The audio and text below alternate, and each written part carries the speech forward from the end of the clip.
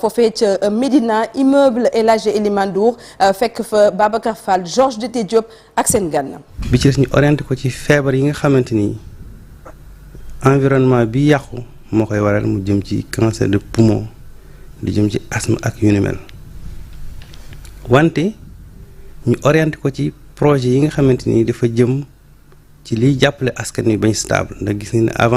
avancé mer bi géej gi ni muy avancé ak li muy yàq ci ñi dëkk ci tefes gi dafa bari loolu tax nag yàgg nañ ci xalaat ci environnement ndax maa ngi fàttaliku le forum de Manchester en 92 bi ñuy préparer la conférence des Nations Unies pour l'environnement à Rio de Janeiro ba di ko topp ba jusqu'aux accords de Paris. Conférence mondiale sur la terre. ci cadre boobu nag recherche yi ñu ci yàgg a def li ñu doon yëngu ci social dafa xaw a nëbboon suñu comportement ak suñuy recherche ci environnement ñu ciy liggéey nag di ci liggéey ba bi mu feeñee la ko nit ñi door a xam ndax liñ yàgg a bëgg rek mooy fexe ba Afrique am place ci bërëb yi ñuy xalaatee ci environnement ci côté communauté eurasiatique ndax day zone boo xamante ni am nañ moyen dañuy liggéey bu bari ci wàllu environnement te instant de décision yi booy xool africain jot fa am place. moo tax nag léegi sëriñ bi bala ñoo sori fiscalité verte dafa amul ci réew mi ndax am na feneen ci àddina ñu koy doxale ni nga ko xalaatee am déet.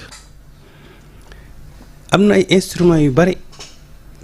yoo xamante ni ñu ngi ko orienté ci pollueur payeur mais cette fois-ci spécificité fiscalité verte mooy buñ ko réew yi koy xas appliqué ëllëg la cay génn dañ koy teg ci gestion bu rigoureuse bu transparente am ay projets spécifiques yoo xamante ni moom la réew moomu di dund ñu orienté fa xaalis ba nga xamante ni mën nañ ne mooy li nga xam mooy lënkale économie maanaam ñuy sàkk koom-koom la ñuy am dañ ciy génne loo xamante ni au-delà de taxe bi ñoom danañ ko dugal foo xamante ñoom bu ëllëgee dañ sax sawar pour dolli xaalis ca lañ fa yoon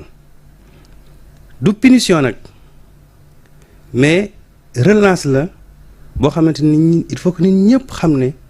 ñoo ànd bokk réew mi bokk àddina bi di ci liggéey di ci gagné wante aussi li ñuy yàq di dellusiwaat suñu kaw ndax inondation yi ak dérèglement climatique bi ak jafe-jafe sécheresse bi ak lépp loo xam ñu ngi koy dund ci ay jafe-jafe loolu moo ko waral dans ce sens da nga gis comme Sénégal par exemple li muy importé dafa bari l'Afrique en général est le plus grand marché du monde avec une enveloppe de 2500 milliards de dollars mais 2500 milliards de dollars muy importé usines yi koy liggéey la ñuy génnee la ñuy yàq ci couche d'ozone bi la ñuy yàq ci environnement bi moo jural dérèglement climatique boobu ba Afrique commencé di dund yooyu jafe-jafe alors que Afrique 4% rek lay produire ci gaz à effet de serre mais mu ëpp lu muy dund ci jafe-jafe ci li nga xamante ni mooy problème changement climatique loolu nag avec cette fiscalité verte dana permettre d'abord bala nga ne naam nekk fa yow miy sàkku ndimbal nga teg ay instruments yu dëgër yoo xamante yow sa waa réew dañ ko appliquer di ko mën a def ci réew mi di mën a saafara ay jàngoro di xaar nag convention yi nga xamante mooy les accords de Paris pour que ñi nga xamante ni ñooy polluer ñoom à leur niveau ñu fay en fonction de leur niveau de pollution. Justement financement extérieur yooyu la plupart du temps day am ay conditionnalité naka la mécanisme bii di fiscalité verte mën a wàññee dépendance Sénégal. xam nga boo xoolee bi concours bi jàllee ba ñu jot distinction bi am na benn compagnie bu mag bu ñu Terratec Terratec agence la boo xamante mi ngi bokk Roscosmos mooy agence spatiale bu russe invité nañ ma ci cadre concept fiscalité verte ñu waxtaan ci lu bari ñu am benn instrument bu ñu am ñoom instrument boobu ndax Terratech lépp lu jëm ci données géo-analyse ak géo-information bu compagnie spatiale boobu muy Roscosmos ñoom ñoo koy commercialiser mais ci biir commercialisation boobu ñoom dañu trouver yeneen instrument yoo xamante ni buñ ci insérer fiscalité verte dana permettre pays africains yi ak pays yeneen réew yi nga xamante ni dañuy dund jafe-jafe yi nga xamante ni changement climatique moo ko waral te li leen gën a sonal mooy données géo-analyse ak géo-information yu précise amuñu ko pour mën a jël yenn précautions yi ba mën a prévoir yenn catastrophe naturelle yi ñoom liggéey nañ ci benn document moom participé naa ci ndax dem naa fa 2 fois maa ngi waaj a demaat te bu ma demee dinaa joxe sama 2e phase de contribution Sénégal nag ak Afrique dañuy réew yoo xamante ni dañuy ay réew yoo xamante ni réew africain yi mën naa wax ne ci instance de décision yi fi ñuy xalaatee fi ñu jëlee ni décisions yi majeures yi souvent dañ fay absenté wala même bu ñu fa présenté woo aussi lu ci ëpp li ma jàngat man lu ci ëpp figurant lañu dem wala ñu nekk ci parti côté politique côté institution mais côté réflexion ak côté orientation souvent dañuy gis des experts étrangers souvent ñoo fay faral di nekk bokk na ci manquement boobu nag lu ñu gënoon a motiver pour que avant ñuy dem ci instance de décision yi ñu fexe am ay doomi africain yu mën a figurer ci yenn instance de réflexion yi nga xamante ni les grandes orientations fa lay jóge ndax instance de réflexion yi grandes orientations yi moom la ñu jox les décideurs ba souvent les décideurs ñoom it duñu ay technocrates aussi doonuñu ñoo xamante ni souvent danañ mën a maîtriser li leen di jox pour ñu mën ci jël ay décisions ndax technocrates yi ak ñi nga xamante ñooy la technostructure souvent ñuy liggéey jox la top management ñu door a mën a jàllale yenn information yi wala jël yenn décisions yi lii nag bunt bu ubbeeku la pour que Sénégal Afrique am place ci instance de réflexion yi nga xamante ni muy côté eurasiatique te évolué na ndax du 1er au 2 août 2025 bi à Sakhaline c'est une île des Sakhalines am na fa benn sommet international sur le climat organisé par la communauté économique eurasiatique et les BRICS boobu it yàlla dogal na am nañ ci invitation d'honneur war a dem non seulement participer ci mais animer benn thème bi nag ñoom ñi ngi ko orienté vers une nouvelle écophilosophie ban philosophie bu bees wala ban orientation yu bees la ñu war a mën a teg pour que askan wi l'être humain doomu aadama yi jubu ak environnement bi loolu it ñu ne nañu waxaale génne wala orientation yi nga xamante jàpp nañ ne les pays des BRICS dañ ko war a mën a indi en appoint pour jàppale philosophie bu bees boobu pour que non seulement nit ñi ñu accompagner par des financements mais aussi par des orientations sur le plan comportemental mais aussi ñu fexe ba nit ñi gën a déggoo xam ne nous sommes dans des mondes différents mais nous avons un futur commun ce futur commun là mooy ñun ñëpp ñu jógandoo yëkkateendoo tegandoo pour que environnement bi ñu ma teg des programmes et des politiques yoo xam ne dana ko mën a ñoŋal. est-ce que kilifa yi comprendre nañ noonu enjeu yi si je pose la question c'est pour savoir lan mooy seeni réaction gannaaw bi nga gagné prix bi te aussi c'est pas seulement ce prix là am na yeneen ouverture yi nga xamante ne ibil na la ko. voilà xam nga peut-être dimension concours bi bàyyiwuñu ci woon xel ndax avant may génn Sénégal bindoon naa le président de la République pour l'informer le premier ministre pour l'informer chef de gouvernement le président de l'Assemblée nationale parce que jamono yi may nekk Assemblée nationale développé nañu ay stratégie de diplomatie parlementaire informer les ministres. ñu ngi ci jamono ji ndax njiital assemblée nationale bu Vietnam mu ngi fi. c'est ça donc loolu bëgg nañ ci ndax continuité la informer nañ le ministre de l'environnement ak le ministre des affaires étrangères. Pourquoi affaires étrangères? Parce que li ñuy def organisation internationale la boo xam ne ay doomi réew yu bari ñu ci bokkoon. Il y avait 3000 candidats à l'initiale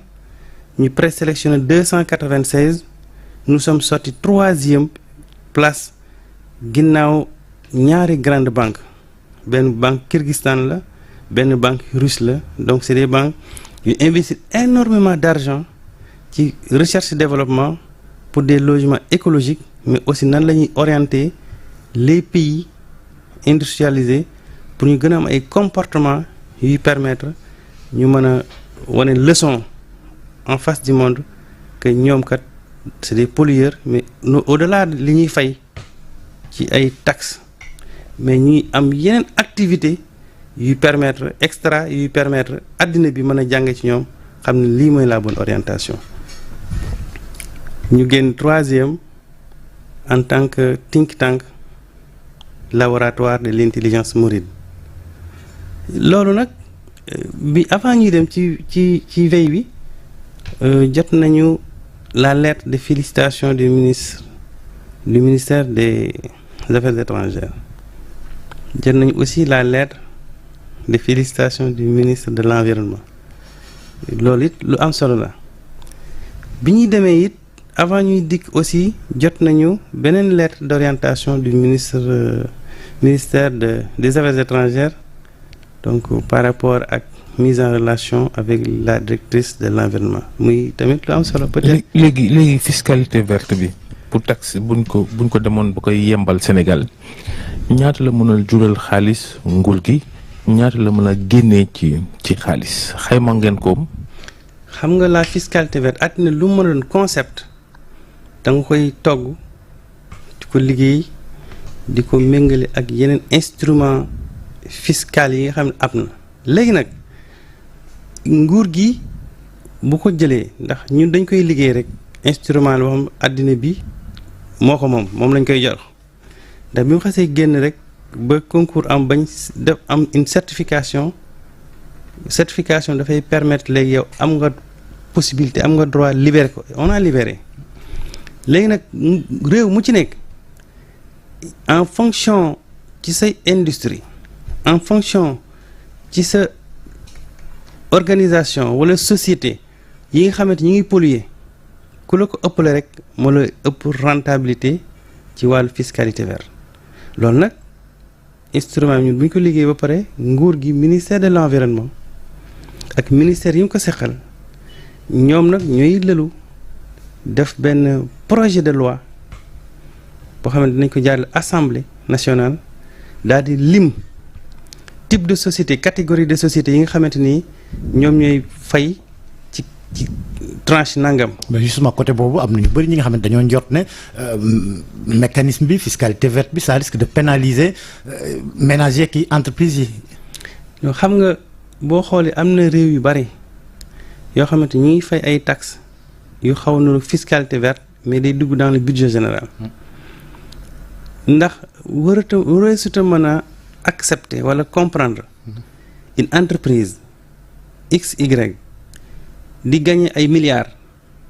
à côté muy créer pollution boo xamante ni ay xale ñuy feebar ci asthme ci cancer de poumon ak ci yeneen ba ci feebaru der alors que ñooñu c'est des multinationales qui gagnent des milliards protéger seen njaboot protéger seeni doom di am alal ju bari sur le dos des populations kooku am na leneen lu ko war lu bokk teg taxes yi nga xamante ni rek taxes yu bëri entreprise daañu daw de. xam nga boo xoolee approche bi la ca nekk mooy dañ ne la fiscalité verte n'est pas une punition mais c'est une incitation boo ko déggee mooy approche bi moo ci am solo approche bi mooy réew yi nga xamante ni boo demee lu mel ni Russie bu demee Biélorussie ba ci France rek réew yu bari approche yi ñuy utiliser pour mën a taxer cette fiscalité verte du bokk ak impôt bi nga xam ne da nga koy teg directement mu koy fayee ko je m'explique cette fiscalité verte am na instrument waxtu wi dab nañu. acca tënkal. fiscalité verte bi am na instrument bu am solo bu muy àndal mooy la labellisation verte. les labellisations vertes boo ko xoolee mooy bépp société boo xam ne yaa ngi respecter cette fiscalité verte di ko fay lépp looy sàkku sa moroom société yow am nga benn devance devant elle. ce qui veut dire que cette labellisation verte mooy permettre à cette société d'avoir des avantages concurrentiels comme des certifications ISO et cetera. très bien leer na ñu lay gërëm Abdou Mbacké Ndao maire Mbacké ci waxtaan wi ci wàllu politique loolu la ñuy jeexle 30 secondes da ngay toog fa nga toogoon wala da ngay dem feneen fu ci mel ni Pastef mbaa mbootaayu parti yi jàppale Pastef mbaa Diomaye am déet. samay force bunt bii ma gis tam doon njariñu Sénégal ak Afrique ci laa ko bëgg a concentrer pour que ni nga xamante ni communauté eurasiatique fexe nañ ba am fa une place au niveau des instances de décision de réflexion ñu orienté wu ba dugg aussi ci au niveau des BRICS ci instance de réflexion yi nga xamante ni dañuy yëngu ci climat pour l'intérêt exclusif du Sénégal et de l'Afrique. baax na jërëjëf ñu fàttali ni kon yow yaay président think tank laboratoire de l'intelligence laboratoire bu ñuy woowee Mouride nga jël ñetteelu place ci concours bi ngeen doon amal fële ca Russie jërëjëf Georges jërëjëf Dieynaba.